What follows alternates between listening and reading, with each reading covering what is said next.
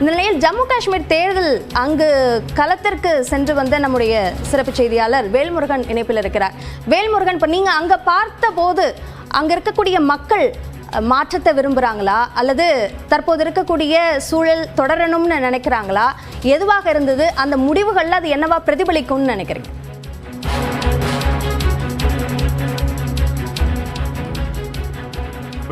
மிக முக்கியமான ஒரு தருணம். ஏன்னா இந்தியாவினுடைய கிரீடமாக கருதக்கூடிய ஜம்மு காஷ்மீருடைய சட்டமன்ற தேர்தல் அப்படிங்கிறது கிட்டத்தட்ட 10 ஆண்டுகள் கழித்து தற்போது நடைபெற்று முடிந்து அதற்கான வாக்கு எண்ணிக்கை இன்று தொடங்கி இருக்கிறது. ஜம்மு காஷ்மீரை பொறுத்தளவிற்கு இந்தியாவினுடைய வேறு எந்த மாநிலத்திற்கும் இல்லாத ஒரு தனி சிறப்பு அப்படிங்கிற ஒரு அடையாளத்தோடு நம்ம பார்க்க முடிகிறது. அதிக அளவிலான இஸ்லாமிய மக்கள் பெரும்பான்மையாக இருக்கக்கூடிய ஒரு மாநிலம் ஜம்மு காஷ்மீர். ஜம்மு காஷ்மீருடைய அந்த கள நிலவரத்தை கிட்டத்தட்ட 10 நாட்களுக்கு மேலாக அங்கு பல்வேறு இடங்களில் பயணித்து பல்வேறு தகவல்களோட நம்ம செய்திகளை வெளியிட்டிருந்தோம். குறிப்பாக தற்பொழுது கடந்த காலங்களில் எப்படி பாஜக அதே போல மெஹபூபா அவங்களுடைய 2 கட்சிகளும் பிடிபியும் இணைந்து ஒரு ஆட்சி அமைத்திருந்தாலும் கூட அது ஒரு குறுகிய காலத்தில் அந்த ஆட்சி கவிழ்க்கப்பட்டது. அதற்கு பிறகு குறிப்பாக அங்க குடியரசு ஆட்சி கொண்டு வரப்பட்டு தொடர்ச்சியாக தற்போது ஆளுநர் தான் அங்க ஆட்சி நடத்தி வருகிறார்.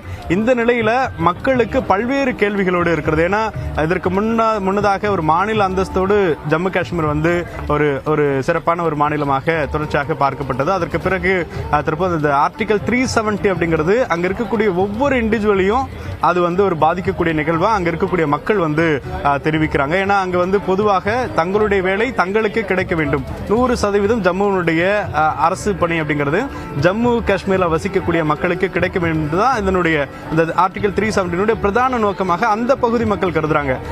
லேண்ட் வாங்குறது இதெல்லாம் 2வது செகண்டரியா இருந்தாலும் கூட ஜம்மு காஷ்மீருடைய பிரதான மக்களுடைய கோரிக்கையே அங்க இருக்கக்கூடிய பணிகள் தங்களுக்கு முழுமையாக கிடைக்க வேண்டும் அப்படிங்கிற பிரதான நோக்கத்தோடு ஜம்மு காஷ்மீருடைய அந்த தேர்தல் அப்படிங்கிறது பிரதான கட்சிகளுடைய அந்த வாக்குறுதிகளாகவும் பார்க்க முடியுது. அந்த வகையில நன்றி வேல்முருகன். அங்கு ஜம்மு காஷ்மீர் அந்த தேர்தலுடைய அந்த முடிவுகளையும் நாம் பார்த்து வருகிறோம். ஹரியானாவை பொறுத்த வரைக்கும் 90 தொகுதிகளில் 24 தொகுதிகளுக்கான முன்னிலை நிலவரம் நமக்கு தெரிய வந்திருக்கிறது. அந்த வகையில் காங்கிரஸ் 15 தொகுதிகளில் முன்னிலை வகிக்கிறது. பாஜக 7 தொகுதிகளில் முன்னிலை வகிக்கிறது.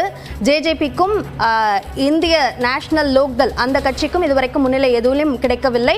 மற்றவர்களை பொறுத்தவரைக்கும் 2 தொகுதிகளில் முன்னிலை வைப்பதற்கான அந்த முன்னிலை நிலவரம் நமக்கு கிடைத்திருக்கிறது. அதனை நாம் இந்த எண்ணிக்கையில் பார்த்து வருகிறோம். அதே போன்று ஜம்மு காஷ்மீரை பொறுத்தவரைக்கும் 90 தொகுதிகளில் 21 தொகுதிகளுக்கான அந்த முன்னிலை நிலவரம் நமக்கு தெரிய வந்திருக்கிறது. அந்த அடிப்படையில் பார்க்கும் பொழுது 10 தொகுதிகளில் இந்தியா கூட்டணிக்கு முன்னிலை கிடைத்திருக்கிறது. காங்கிரஸ் மற்றும் தேசிய மாநாட்டு கட்சி, கம்யூனிஸ்ட் கட்சிகள் இருக்கிறார்கள் அந்த கூட்டணியில். அவர்களுக்கு 10 இடங்கள் முன்னிலை கிடைத்திருக்கிறது.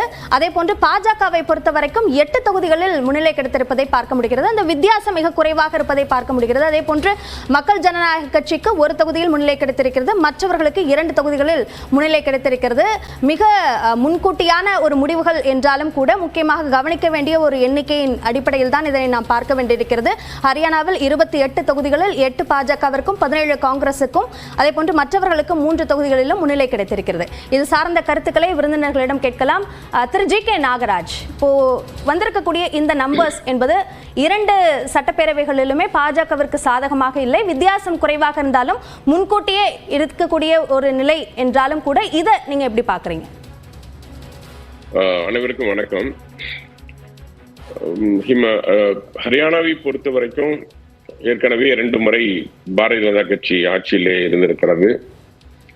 பல்வேறு நலத்திட்டங்கள் எல்லாம் நாங்கள் அங்கே நிறைவேற்றியிருந்தாலும் கூட விவசாய பெருமக்களிடையே காங்கிரசினுடைய அந்த தூண்டுதல், அந்த பிரச்சனைக்கு, விவசாயிகளுடைய பிரச்சனைக்கு பாஜக தான் காரணம் என்கின்ற போன்ற ஒரு நிலைப்பாட்டை ஏற்படுத்தியது. அது மட்டுமல்லாமல் அங்கே இடைத்தரகர்கள் மூலமாக அந்த போராட்டத்தை தூண்டிவிட்டது போன்ற நிகழ்வால் அங்கு விவசாயிகள் மத்தியிலே ஒரு பிரச்சனையை ஏற்கனவே உருவாக்கி இருக்கிறது காங்கிரஸ். அதே போல ஜாட் நான் ஜாட் என்கின்ற அந்த பிரிவினைவாதத்தையும் மிக ஆழமாக காங்கிரஸ் அங்கே விதித்து சாதிவாரி அரசியலை அங்கே ரொம்ப ஆழமாக அங்கே முன்னெடுத்திருக்கிறது காங்கிரஸ். வழக்கம் போல பிரிவினைவாத அரசியலை அங்கே கையெடுத்திருக்கிறது. அதே போல நீங்க ஜம்மு அண்ட் காஷ்மீர்ல பார்த்தோம் என்றால் 2014 பொறுத்த வரைக்கும் பாராளுமன்ற தேர்தலில் காஷ்மீர்ல 32% ஓட்டு வாங்கி, அதாவது 6 எம்பிக்கள்ல 3 எம்பிக்களை கைப்பற்றியது பாஜக.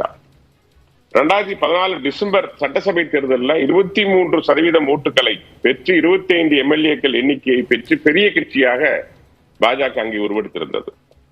அதே போல 2019 பாராளுமன்ற தேர்தலில் ஜம்மு காஷ்மீர் மாநிலத்தில் பிஜேபி வாங்கிய ஓட்டுகள் எண்ணிக்கை 46%.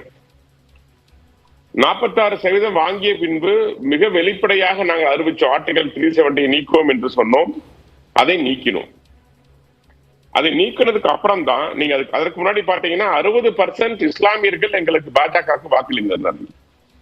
அதை நீக்கியதுக்கு அப்புறம் தான் இன்னைக்கு ஒரு மிகப்பெரிய வளர்ச்சியை நாம் அங்கே ஜம்மு காஷ்மீரில் காண முடிகிறது.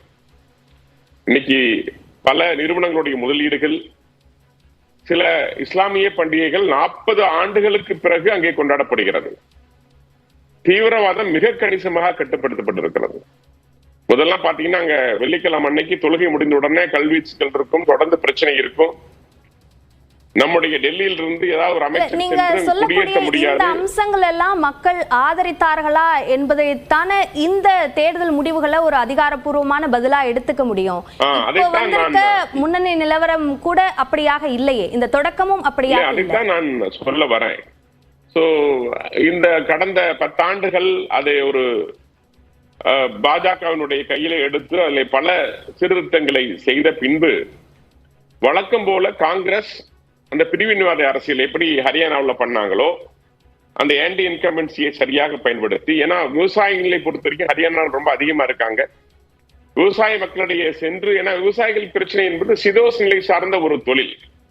அந்த தொழில லாபகரமானது, வெற்றிகரம் என்பதெல்லாம் ஒரு நீண்ட காலத்தினுடைய தொலைநோக்கு திட்டம். ஆனா அதை ஒரு தவறான பிரச்சாரத்தை மேற்கொண்டு அங்கு விவசாயிகளை எப்படி காங்கிரஸ் தம்முடைய பாஜக எதிராக திருப்பியதோ, அதே போல ஜம்மு காஷ்மீர் மாநிலத்தில் ஆர்டிகல் 370 நாங்க மீண்டும் கொண்டு வருவோம். ஒரு 2 சபைகள்ல முறைப்படி நிறைவேற்றப்பட்டு உச்சநீதிமன்றம் தீர்ப்பு கொடுத்த பின்பும் கூட ஒரு தேர்தல் வாக்குறுதியாக அங்க தேர்தல் நிற்கின்ற ஓமர் அப்துல்லா, அந்த கட்சியை சார்ந்த தேசிய மாநாட்டு கட்சி சார்ந்தவர், காங்கிரசும் அதை வழிமொழிகிறது.